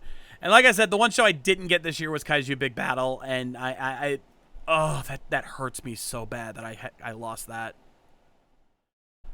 See, I'm not even happy with Kaiju because where I chose to set up turned out to be a pretty terrible spot. There's a lot of spots in the matches I couldn't see. So even if I really wanted to, I couldn't use your footage. Even if you let me. No, it's really not. I'm gonna have to do like some clever little like highlight reel thing, I think, to salvage that. Yeah, well, it's usually what you do anyways, just highlight reels for everything. You don't do full videos like I do. Yeah. Yeah, I think we have different philosophies about what we're posting for Metro. And that's good, you know. That means we don't compete with each other. Yeah. No, but God, Kaiju is. I have so much fun with Kaiju Big Battle. Like, yeah. Just for the uninitiated, it's pro wrestling with giant monster suits. Yeah. And like I was into that like way before it came to Metrocon. Like when Alex first like brought that in, I was like, I had to go up to him like, thank you so much for this. This is so fun. Dr. Cube cuts such a good promo on the entirety of Florida. I heard about that. I did hear about that. Oh. Dr. Cube's the best heel that no one's ever heard of. Yeah, absolutely. And yeah, the whole thing was wedding themed, which is kind of a blast. Oh, God. You know, there's a lot of your usual pro wrestling surprises with such a setup. It was a bizarre one for me, like a surreal experience for me this year, and it wasn't even one of the matches. Because the matches were great, a lot of fun with that. American Beetle was there, Dr. Q was there, Blanco Loco putting in his third appearance at Metrocon. Oh, nice. Yeah, always like seeing him. But during the wedding reception, they just lined up random monsters that they had. Some of them didn't even have matches. They were just like space fillers. And one of the monsters that appeared is a monster named Phaeton. And he's just like a blue and gray space suit looking guy. But Phaeton is the main character from the Glyos toy line that I collect. Oh, I remember you talking about this. The creator of Glyos and the creator of Kaiju Big Battle are friends. In fact, the creator of Glyos, his sister used to be one of the performers in Kaiju Big Battle. So, like, if you go to the merch table, there is, like, little mini rubber figurines that they've done of different Kaiju Big Battle characters. There is one for Phaeton in there. And, yeah, like, to see that suit in person, because that's, like, in myth and lore for the Glyos community, that suit even exists. To actually get to see it in person was just, like, it's like jaw-dropping. Yeah, for those also uninitiated, Glyos is a particular toy line that TJ over here has become a big fan of in recent years. So you've done a whole video series on that. It's indie toys that people make out of their garage. Yeah, and they get it mass produced. It's amazing. Yeah, if you guys want to know more, TJ's done a whole video series on Glyos. Go look it up. It's definitely gonna be interesting stuff. I've watched a few and I enjoyed it. Yeah, but it is lovely chaos with Kaiju Big Battle. It absolutely is. Some of the dumbest pro wrestling you're ever going to see, but it's amazing. If you do want to see, I do still have last year's Kaiju Big Battle up. Actually, no, wait, I don't, because even though I had to upload the video to Facebook, well, now Facebook's got DMCA stuff going on, so guess what? Lovely. Yeah, my Kaiju Big Battle's blocked on all fronts. I could not post it anywhere because That's one of the downsides to Kaiju is they use a lot of copyrighted music, and I mean big copyrighted music. Yeah. So, like, they used Guns N' Roses for one of their entrances, so I was kind of fucked. Yeah. You know, you want surreal experiences. If you're paying close attention, you'll occasionally hear like a Super Sentai theme in there. Well, considering they have couple of Sentai-based characters. Oh yeah. Oh yeah. The first match was Bear Ranger versus Power Rangeroo. Oh, they actually had those two. Oh, and I missed that. Damn it! Yeah, that was the opening match. Fuck! Damn it! Oh. I'm waiting for Uchuchu, which is their Kamen Rider based bug villain. Give it. Hopefully next time. Hopefully next time. I will say, do you know that referee Josh? Mm-hmm. I follow him on Facebook. Do you? Yeah. He does other wrestling stuff too. He does a lot of independent stuff. So maybe I'll send him your way. Nice. I think he started following me after I posted after I uploaded the video of the first last year's last Kaiju. Dude's a trip too. Apparently he's also done some manager work too, so you can imagine what that leads to. I think everyone involved in Kaiju has to be a trip. Oh, absolutely. Oh, it's so much fun. It's funny, like, I think we've seen some of the Kaiju guys walking around out of costume. It's just, you don't know who they're playing because they do a very damn good job hiding their identities. Oh, yeah. Oh, yeah. Beautiful thing about kayfabe, we probably walked by half of them all weekend. No idea. No fucking clue. No fucking clue. It's just wait to see someone with a performer tag that is not in any of the chess or matches or anything, and just them. It must be one of those guys. And even then, we don't know who specifically they are. We just assume that okay, they're one of the Kaiju guys, but we don't know which one. Mm-hmm. Yeah, kayfabe is very much alive in Kaiju because yeah, they hold to it like a gospel. I would not be surprised if we walked past Dr. Cube and didn't even know it. I'd be so upset if I did. Yeah, but after all this said and done, after all the cosplays, after all the events, after all the money's been spent at the dealer's room, we reached the end.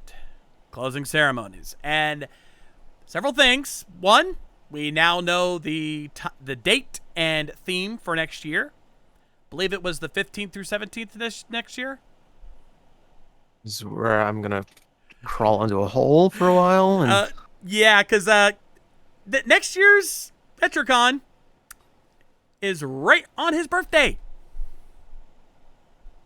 Saturday. You should have seen. I remember when we went up to your room afterwards, and the look on your face when you were talking about. Oh my god! Like I walked to the back in closing ceremonies, and I like went up to Alex at the tech booth and said, "You've killed me. I'm dying next year. You son of a bitch." How do you react? Oh, he's laughing. Yeah, sounds about right. Because here's the thing. I've talked to him, like remember the Metro that fell on his birthday? And how everyone made it like a living hell every time he was on stage, and Caleb came out and sang happy birthday right there. And I asked him that year, are you ever going to book Metro on your birthday again? And he goes, no. You know, it's a long shot, but then again, they've done it before. I would not be surprised if they invite you as a guest again just to fuck with you. No. God, no. Note to self. I'm not gonna name names. So there's people on staff who already have ideas. Note to self: talk to Alex later after the stream. No.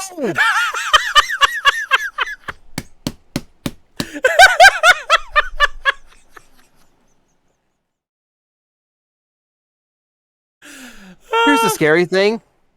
Here's the scary thing about this. Caleb likes me, so he's gonna be down for anything that gets put into his head over that.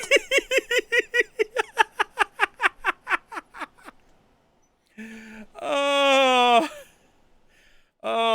This is gonna be fun. Okay, so next year is going to be the first year I cosplay. I'm just going to put on a full suit with a full helmet, no camera equipment, no nothing. I'm going to steal somebody else's weekend pass badge. I'm just going to walk around that way the whole day. You better hope I never figure out who you play as then. It's gonna be a character I hate. It's like I'm just pick the anime I've never mentioned before. I don't even want to be them, but they'll never suspect it. Anyway, get off that before we pour any more salt in the wound. But they also announced the next year's theme, and they're going an interesting route with this one. You know, normally the themes are pretty black and white. You know. Yeah. Like I was gonna say, it's always an opposites thing, or not even an opposites, but just like two very different sides. Traditional things, they did they did Samurai versus Ninja one year, which is same vein, but there's that natural rivalry kind of thing. Right, and then this was today. This year was Mortals versus Machines. Yeah. There's been simple ones like East versus West. Right. But this year, one's different. Yeah. Next year's theme, weird versus wild. It's an interesting one, isn't it? Yeah. And Alex did go into a little bit of an explanation as what he means by that. Like, weird, we're talking like crazy occult type stuff was what he was getting at with that. And for wild, animalistic, out of control type of mentality. So there's differences, but it doesn't feel like there should be between those two.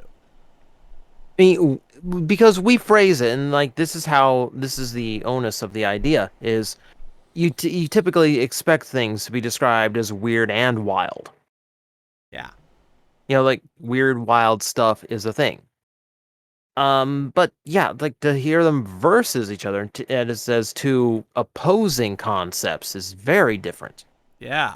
And when Alex describes, occult style weird versus like the overgrowth of nature kind of weird, then you start getting into now my head instantly goes to what characters that I would like to see that qualify in those brackets. Maddie's already thrown out a good suggestion for the weird side. A certain superhero extraordinaire. That might be a little too on the nose. But... Just a tad. But then again, that'd be perfect. And yeah. And they've pulled out some non-anime video game characters in the past. It's not out of the realm of possibility. Oh no. They've gone American, they've gone oddball, they've gone video game, they've gone everything. Hell, they've pulled out a Kamen Rider before, so... Yeah, and I still remember Amilcar killing him off and telling me afterwards, I was looking for you in the crowd because I wanted to stare you down after I did it. That sounds like Amilcar. But yeah, it should be interesting to see. It should. Now, to make up for pouring all that salt on you a minute ago there, TJ, I'm about to basically embarrass myself here. Oh, this is always good. Oh, yes. Hey, I am fair. I am nothing but fair, because there are two big traditions at closing ceremonies every year. We kind of hinted at one, and I'm going to show you a little bit of it. There are two AMVs that are being played every year at Metro. And we mentioned earlier, one of them is looking to get an update, and that is the more uplifting video. And that is an AMV that I am very familiar with, called Spirit Shonen Bushido, using the song Spirit Never Dies by Masterplan. It is a very powerful song. However, there is another video they play literally at the very end. It is literally what closes the entire con. It is also a very old school AMV, and it is designed to just be one last little dance for everyone to have fun with. And I'm actually going to play the AMV along with showing footage of the event, because I want to show you something with this. And I'm going to break kayfabe. This is a very old school video, indeed. This was like 2003, I think. Odorikuru is the name of the AMV, and you will see everyone. What happens in this is everyone gets up on stage. Staff. It used to be just staff and cast, but everyone gets up. But now, look who's joining them. Yes, that's my fat ass getting on stage. And what's interesting, the girl in front of me there literally looked at me and was like, I'm starting the conga line. Grab my shoulders. So, sure enough, I just grab on, and Jaina's a couple steps behind me, and we just go. And actually, right behind Jaina is Slick Rick. There is Kaji. But yeah, we all just get on stage, and we just dance our asses off, acting like complete and utter fucking morons. Now, unfortunately, once the conga line breaks off, and we all just kind of get the center, I kind of get lost in the show. Bullshit, Maddie, I've lost weight. Bullshit, I've lost weight. But yeah, this is what they do every year. They play this old school. You can see the footage there in the upper corner. That's the actual AMV that's playing on screen. And you can see it's all old school dance anime. Like, I don't think there's anything past 2001 on this thing. And that's even if. Like, I think it's mostly 90s stuff entirely. But it has been its tradition. As long as I have been coming to Metrocon, those two videos have played at the end of every fucking con. Without fail. And it's just so much fun to just all of us to kind of cut loose and have a little fun, just dancing around. And of course, you can see some people getting pulled up there. It's the first tension break of the weekend. Like, it's officially over. We can like drop the professionalism just for a hot minute here. Yeah. You know, we've done all the work, we've done all the performances, we've done all of everything else. For just a couple minutes, let's just have some fucking fun. Well, to be fair, if I have lost weight, it was mostly water weight from all the fucking sweating and walking I did this weekend. Yeah, Metrocon will drop a few pounds on you. Absolutely. I actually meant to weigh myself when I got back, just so I could actually see. I wish I could have done the same because, yeah, I know for a fact I haven't lost at least a good 10, 15 pounds this weekend in water weight. Yeah, it was funny. Like, before I got up on that stage, my legs were dying. Like, I felt like I was done walking. But as soon as you crawl up there, as soon as you get on that stage and you start dancing, all that pain just goes away. Like, you just go. Your adrenaline just kicks in, and you just have fun. And you can see, like, they even show they even have the camera fixated on the crowd in the back monitor there, so you can see what everyone's doing there. It's it's funny. There is another little bit of fun that these guys have before one of the chess matches, but I don't know if I'm going to be allowed to show you that yet. I got to talk to Seth first about that. But if I can show you what happens before a chess match sometimes, you're in for a treat there. You are in for a treat. Oh, I've seen some like gloriously stupid stuff before chess. This year was no exception, dude, and I did get some footage. I did get some footage of that. But I got to check with Seth before I show that. Now, of course, like TJ said, that's only one of the tension breakers. Because the other big thing that the two of us get to enjoy with the cast and staff is the dead dog.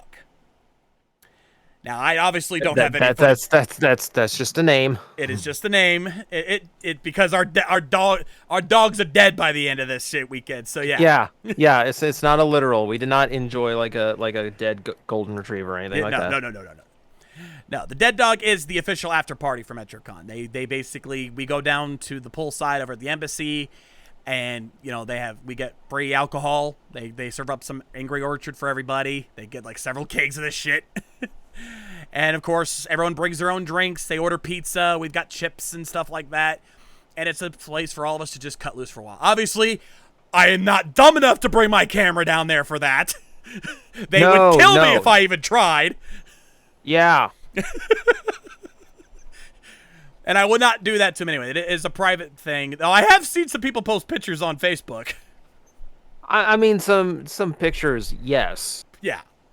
but That's still what happens at Dead Dog stays at Dead Dog. what happens to stay out. I will say this though, I got drunk off my ass last night. Woo! I don't know if you saw me by the end of the night there before I left. I mean, I didn't see you moving around, like, I got the goodbye from you, but that was about it. Yeah. I didn't really observe your sobriety at that point. Or lack thereof. I was gone. Like I had two full cups of Angry Orchard, and like people, like I said, everyone else brings their own drinks. One of them had a stuff called Kraken, so I had a Kraken and Coke, which, Maddie, I'll tell you this right now, it makes a mean rum and Coke look tame. Literally, by the time I finished downing, like I didn't even have a full glass. It was literally like maybe a quarter of a cup. I was thinking out loud. I was literally, and I'm gonna say this. I'm gonna be honest, and I don't mean this to be mean to you, DJ, but I remember this happened because for most of the early part of the evening, you were kind of just by yourself, just kind of standing there doing nothing. I mean, I wallflower, admittedly, because like yeah. I'm terrible at starting a social situation. If you come to me and talk to me, like I will listen and I will respond and I will talk as long as you want to listen to me. I don't want to jump into people's. Everyone there has someone they're talking to. I don't want to jump in the middle of it. I don't want to interrupt anybody. I don't want to start anything. I'll just sit over here with my bottle of water. Yeah, because I don't drink either, so I can't even do. I'm not even that. I understand. And again, that's why I'm saying I'm not trying to be mean here because I get that. I think when I first started coming to Metro, I was the same way. I've just kind of gotten over it because I've learned to meet people and I've gotten to know these guys more. I mean, I have my people. Me and Q always get to talking. Well, it's Q gets along with everybody. For fuck's sake. Q is amazing. Q is a member of the security team known as the Brute Squad, and that dude is a fucking trip.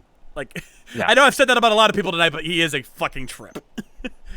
But Q is not a trip. He's the whole fucking fall. Yes, he is. He really is.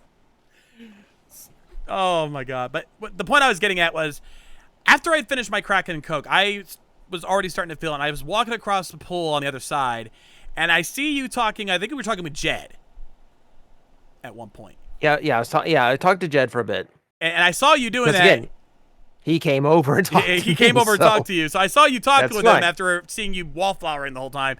And I literally just said out loud, I'm like, finally someone's talking to him, the son of a bitch. What you did miss was, I was talking to Marion Morgan for a while. Obviously. In that circle. I was talking to Ben for a bit. But no, the liaisons pulled me into their circle. Ah. And there's always a little bit of trepidation with me and the liaisons because like I'm just that because in my head I'm like I'm that asshole that pulls them up to the 4th floor every year and drags them across the convention hall just to sit down with me. Yeah, I can understand that. No, like very cool people. Yeah, like very very fun to talk to. You and I have at least one little bit of imposter syndrome, especially when we're a Dead Dog. It's like, how are we here? How the fuck look, we're not supposed to be here. Yeah, I'm not staff. I'm not, like, I've never been in one of the shows. I've never, like, done security. I've never done any, like, okay, 1 year as a guest, but, like, that's kind of an accident that even happened. Right?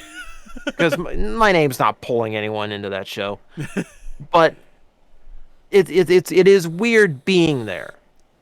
Because, like, there's always going to be that part of me that feels like I didn't earn this. Like, I don't know what I do to deserve this. Right. And to be accepted and welcomed here. Right.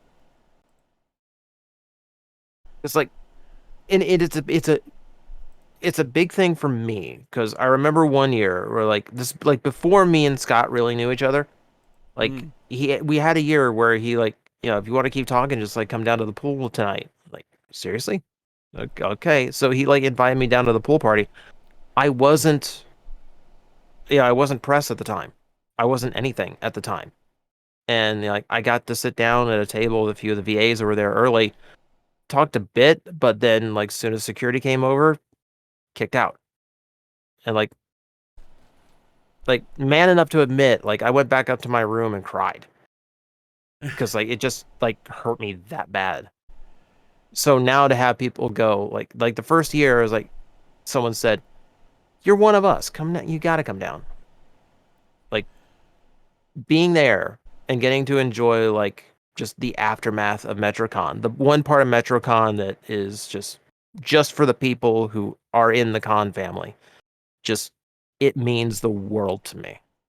You and me both, man. You and me both. Like, yeah, just, there's one thing I think I could speak for both of us about is saying that neither of us take that privilege for granted. Like, no other con would ever treat us like this.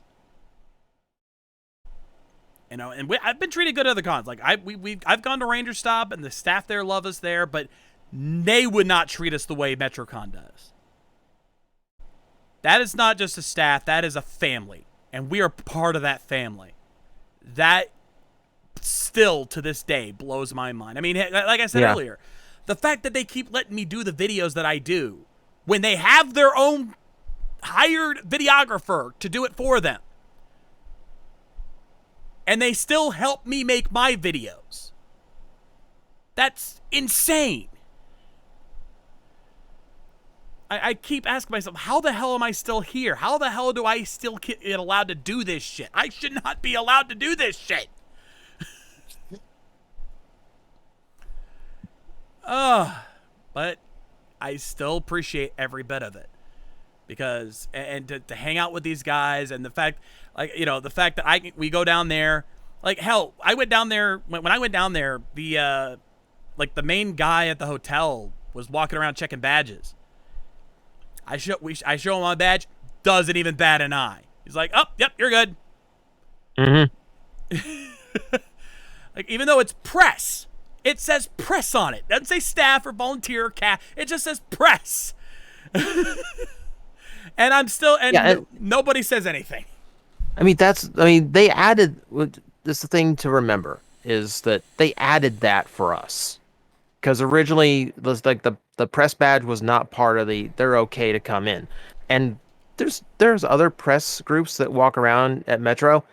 None of them show up at the party. No. None of them have the invite. Even though, like, technically, like, the security at the hotel doesn't know the damn difference. No. That was an exception for us. And that's why we still get those badges, because, and this is, this is where it's like means the world to me. They want us there. Yeah. Like at some point last night, Q like pulled me aside and said, like, you are part of the heartbeat of Metrocon, and I almost just like started crying on the spot. It's like, don't blame you, dude. I can't hear things like that. When I have cast members and I have guys like Caleb coming up to me and saying, dude, I'm looking forward to your video. I'm looking forward to doing that stream with you. And I'm just like, wow. It still hits me right in the feels every fucking time. Like, I know some of you guys who watch me talk about Metrocon all the time probably wonder, why am I always singing this con's praise? Why am I always, like, just constantly bringing up Metrocon? This is why. Because no other con will treat you like Metrocon does. If you come in there to have fun, you follow the rules, you do what they tell you, and you just go in there and you enjoy yourself, they will welcome you in like you are family. That is how welcoming they are.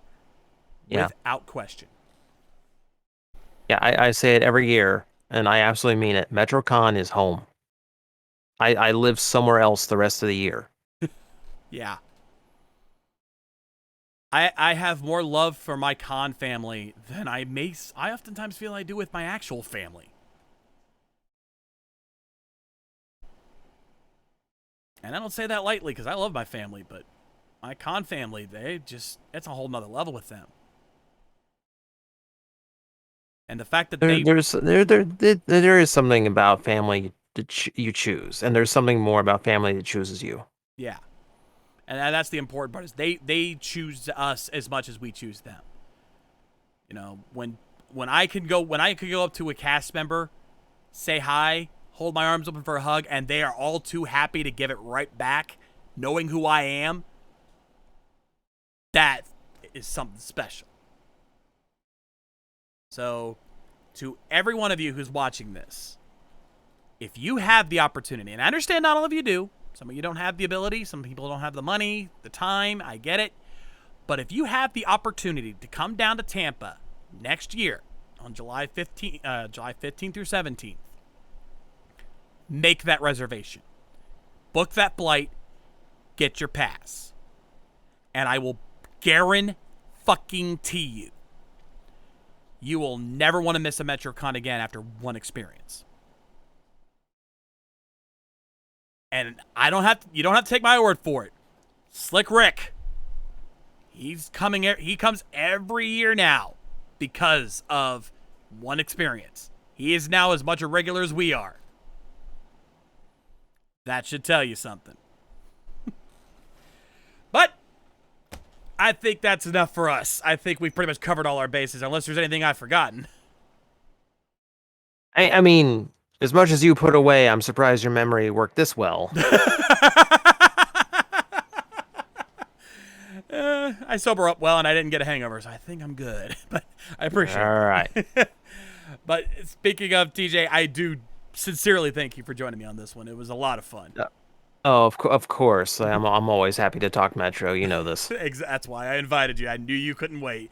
And make sure you guys follow TJ over on his channel. He will have his own Metrocon videos coming up here soon. You do not want to miss that. And check out his other stuff too, because I have said, I follow this guy. Fun stuff. There's a reason why we become friends to some extent there. Don't pass him up. And for all of TJ's fans, check me out too. You know, I got some. If you're an anime fan, check my stuff out. Hey, I plug you, I plug myself. Of course. Of course. Anyway, thank you guys for joining us as always. We appreciate you guys coming out here. On behalf of TJ here, my name is The Shades. We will see you guys next time. And as always, rock on!